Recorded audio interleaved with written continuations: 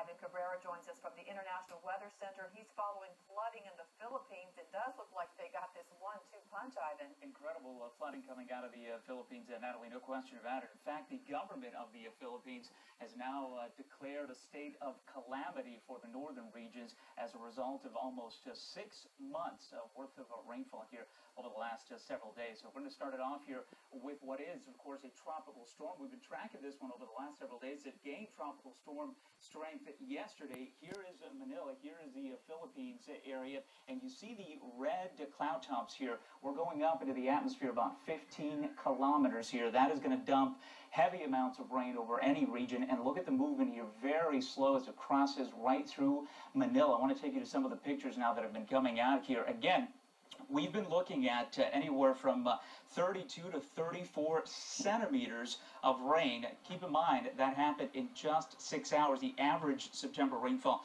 is about 39 centimeters. That, of course, has been triggering now what they're calling the worst flooding in Manila in 42 years, stranding thousands on rooftops, as we're getting reports now of search and rescue teams continuing to try to get to those folks out there. Thousands without power. Of course, power has been shut down to prevent any further accidents, and also getting word of 2 of the dams near the capital city now essentially looking at spillover there, and the rain there coming down. I want to show you the topography here because we also have some mountaintops where the tropical storm crossed, and as you get that, you begin to get some additional lift in the atmosphere, and what that does is wring out some more moisture and dumps it on the westward side. And west of the mountains here we have Quezon, and this is another area that has been impacted significantly.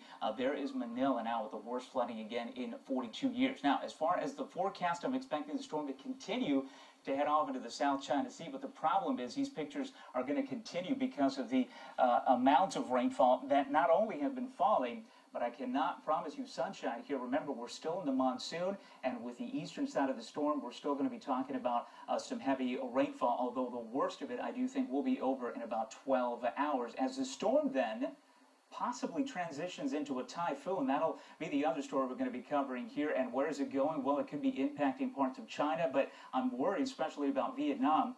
You see the accumulation here going right over open water, still looking at some accumulation in the Philippines. But the story thereafter will become flooding, not in the Philippines, but in parts of Vietnam where they've already received torrential rains with a low that's been stuck there over the last several days. We'll continue to monitor that developing story in the South China Sea. I'll see you in just a few seconds after the World Cities forecast.